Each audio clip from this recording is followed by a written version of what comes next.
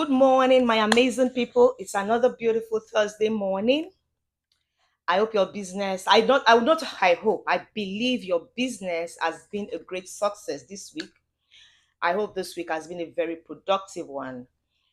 Today, we are going to be talking about the role of security culture in business success. It's very important that we look at what cybersecurity, the role that cybersecurity actually plays to help you become a success in your business.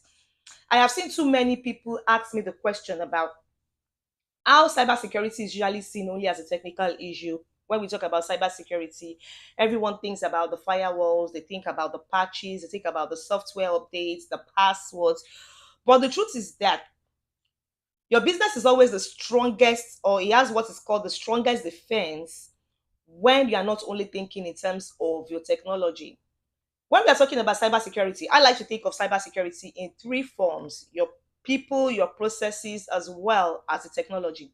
Interestingly, a lot of people only focus on the technology aspect, not understanding that your people are also the people, as well as the cultural mindset, is actually what is behind every security decision. It's not just about the processes or the technology. So building a security culture for you should not be an option.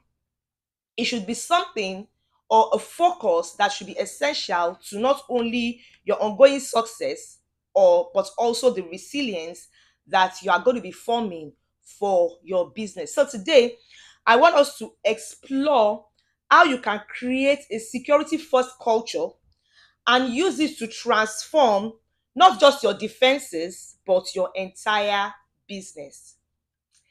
This community is all about growth. This community is all about scaling. This community is all about the money, money, money. All right. Now, the way I need you to look at your team, I want you to think about your team like a sports team. All right. When you look at a high performing sports team, what comes to mind? A lot of people actually think about the best equipment, they think about the talents that they have and the skills that those talents have. When I'm talking about talents in this regard right now, every time we talk about talent, we are talking about your people, your resources, all right? But the truth is that what usually wins the games is not necessarily the talent, it's not necessarily the equipment, and it's not necessarily the skills that your team members have acquired, but it is usually the unspoken culture within that team. That unspoken culture determines the discipline, it determines the trust, it determines the shared commitment that everyone on that team is going to have to the goal of that team. When I'm saying the goal of that team, every team should actually have a goal. And that is exactly the way the security culture also works. If you do not have the same commitment, the same vision, the same goal towards what your security essentials, or what I'm going to call the security defenses of your organization is, if everyone does not see themselves being personally responsible for the security defenses within an organization, if everyone does not make the motive of being proactive about being a shield against the threats within the organization, is going to be very, very hard for that organization to go or move to what is called a place of success. I need you to think about an organization that actually is a security first culture, that has a security first culture, and then compare it to an organization that is thinking of security as an afterthought. In the organization where security is an afterthought, the employees are just clicking suspicious links, they are ignoring the policies, they are doing things that they should not do. But if they have a security first mindset and the culture is actually based on that mindset, you will not only see a lot of difference, there's going to be reduced threats, there's going to be reduction in downtime, there's going to be reduction in the lapses that can actually come off or up to that business. And most importantly, it's not only about the resilience, it's about the fact that even when that incident comes into play, there is going to be a high level of continuity because everyone is on the same page. One of the biggest lessons I have learned, as I've used the word, as a team leader, as a leader, as a member of my organization, is to ensure that even when we have a policy or we have a strategy in place, I try to carry everyone within the organization, within the team. I won't use the word organization, within my team along, mainly because I know that if all of us are on the same page, even if we are not doing the same things, or even if they are not a part of that particular project, we are all working towards the same goal, and they will observe lapses that every other person on that project does not observe, because they have seen themselves as a part of that culture.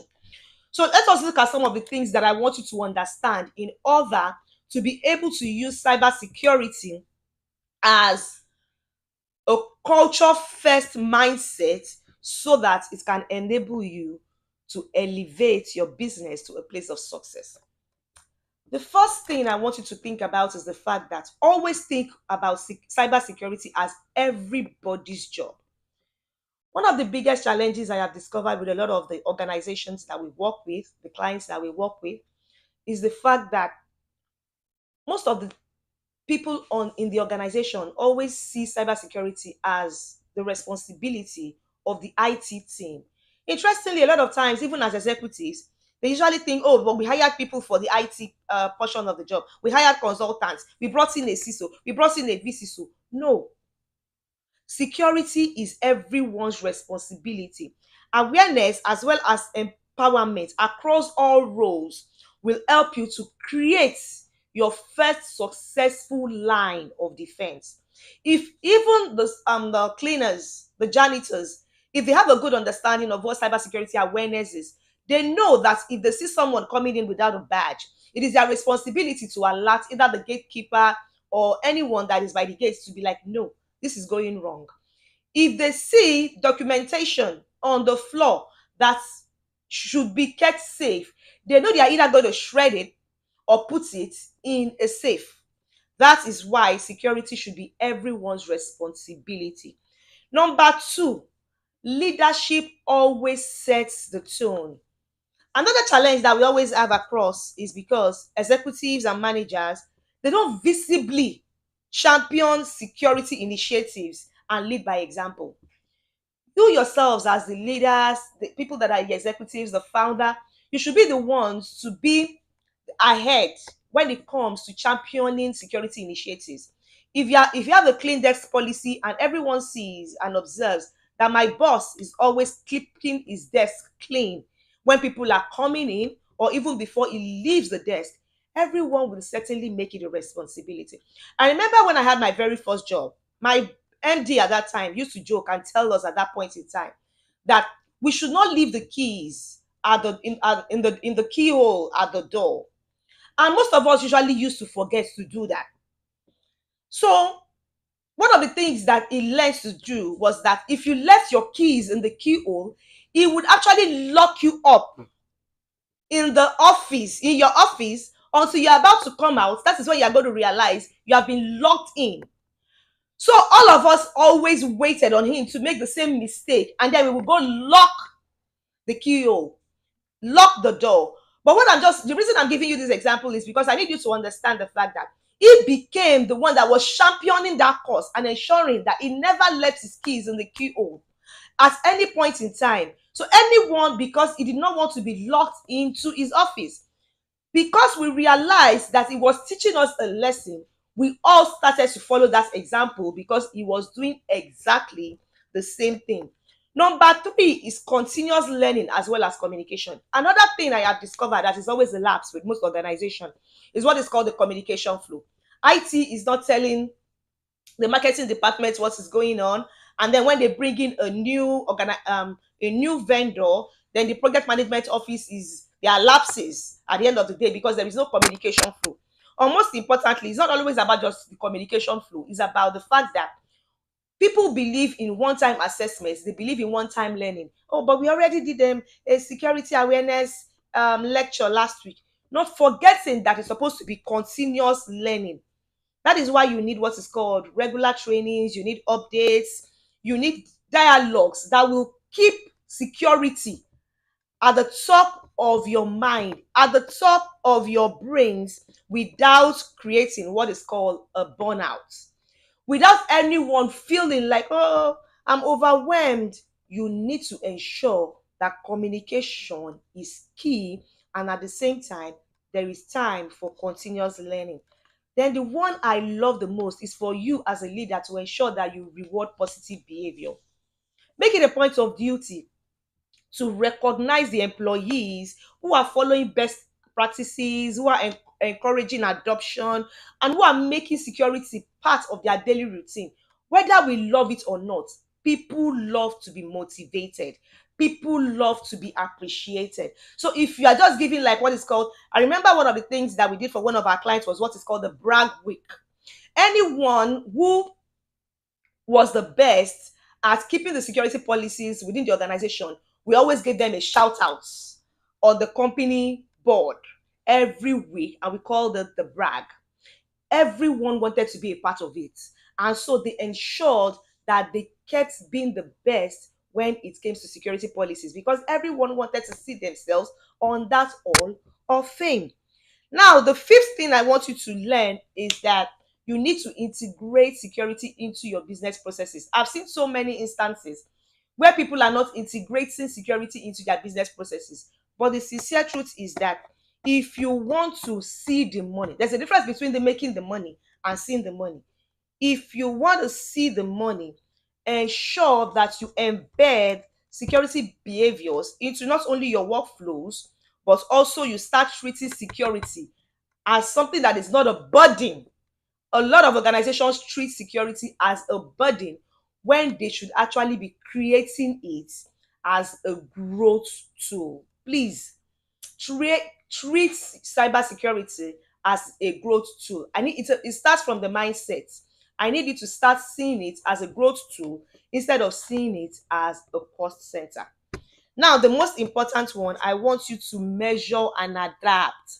I've seen too many instances where you are not looking at the effects, you are not using the feedbacks, you are not looking at the metrics, you are not looking at the loops that will help you to access the strength of your culture and be able to address the gaps.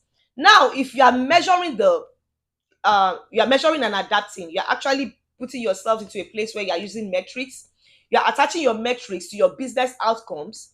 It's going to allow you to know how you can use your cyber security in this entity to be able to enhance that business outcome so that it becomes something that evolves into a place of growth for you.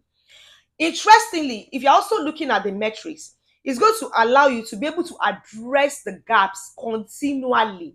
And your ability to be able to address the gaps continually will not only ensure there are no lapses, but like I said initially, it's all about seeing the money. Like I said, there's a difference between making the money and seeing the money. You will be able to see the money because by attaching your cybersecurity metrics to your business outcomes, you will not only understand where the lapses are, but you will also understand how you can enhance in order to move to a place of elevation.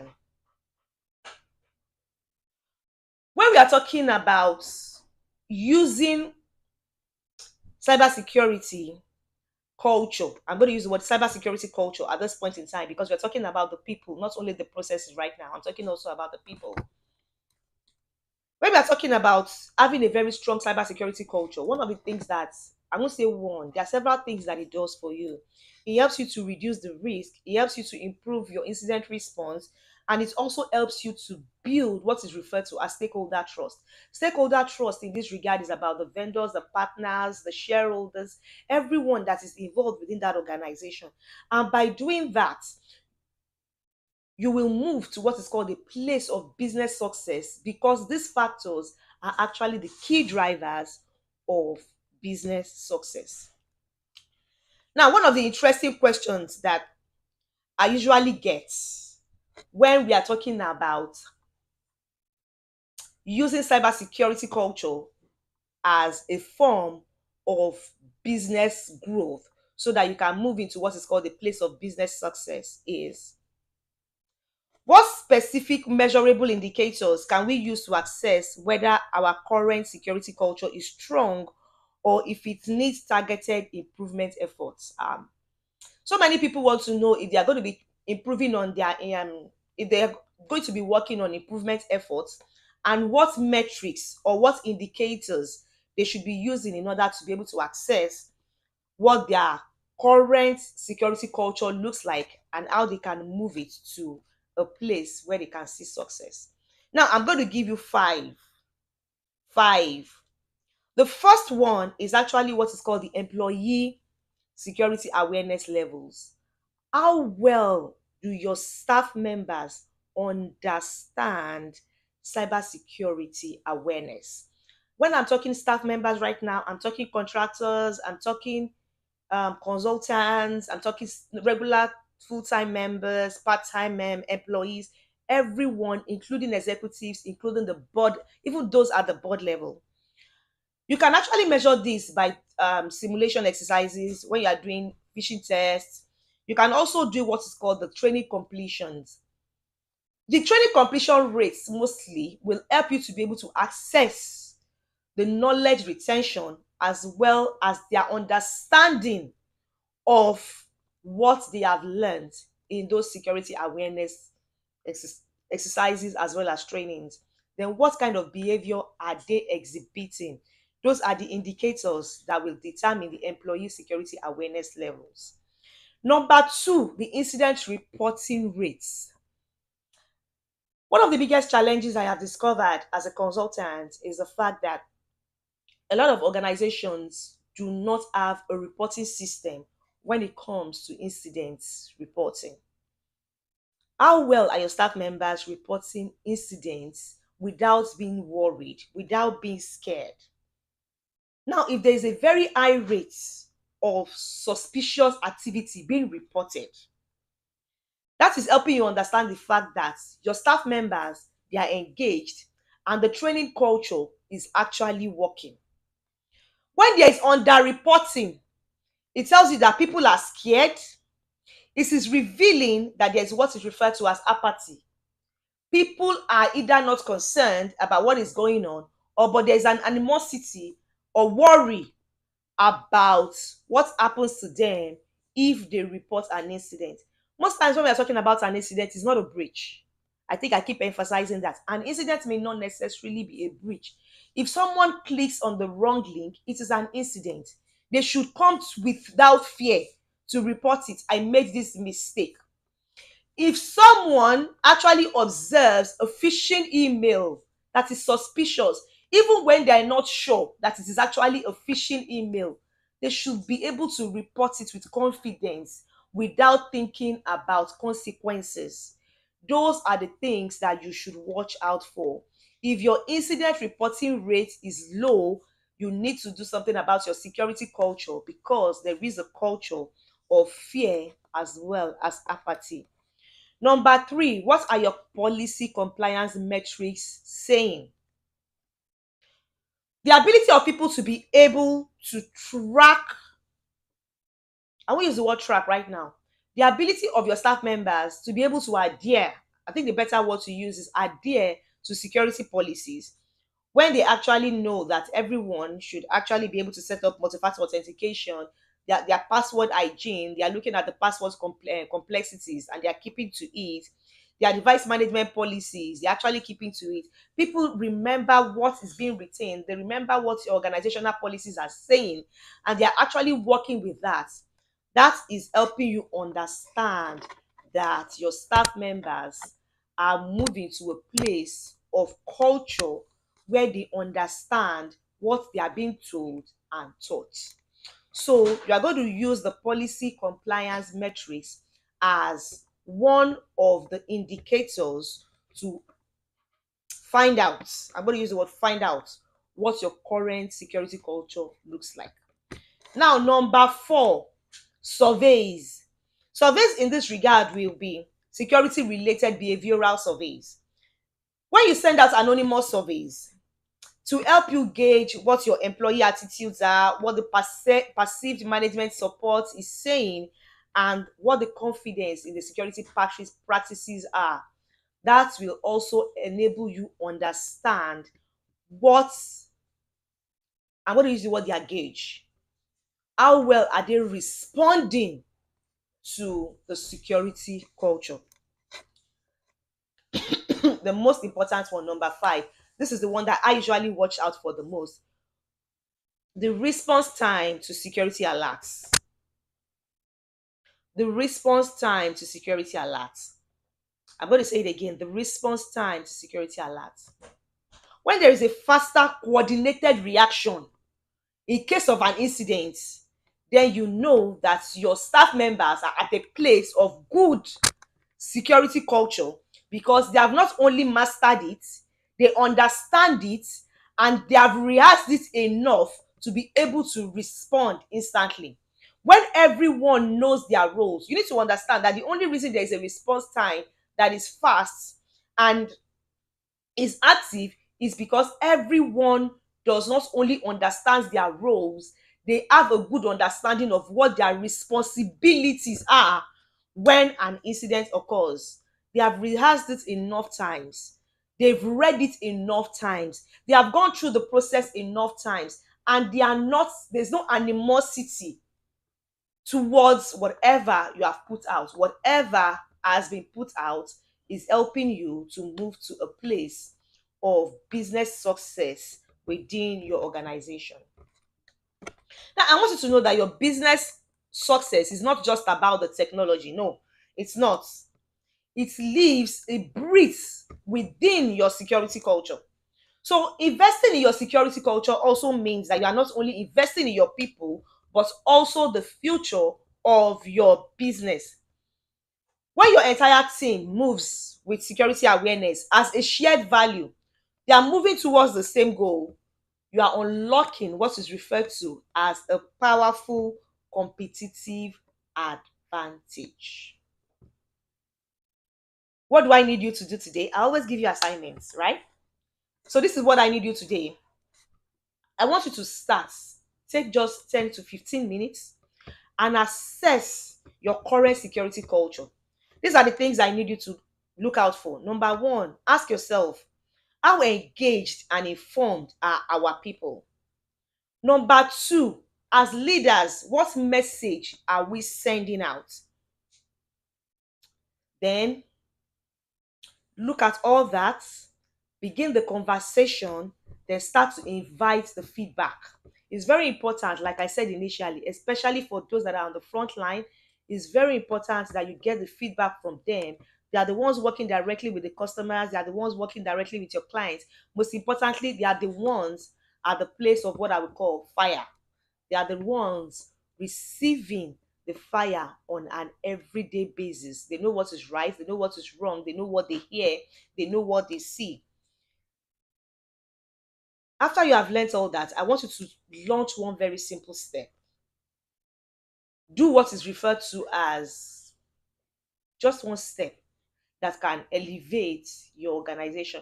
I think one of the most current ones that we did was getting that organization to do what is called the security tip of the week.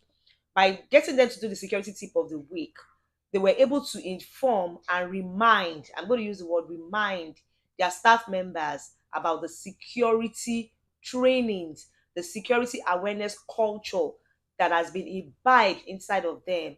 And those little lessons that I've learned, it's a place where they are reminded of those things. It's been another beautiful session. Don't forget to send in your questions. I love answering your questions. Like I always say, I love answering your questions. The goal of this community is for us to be able to support each other and help our businesses move to a place of greater, higher success.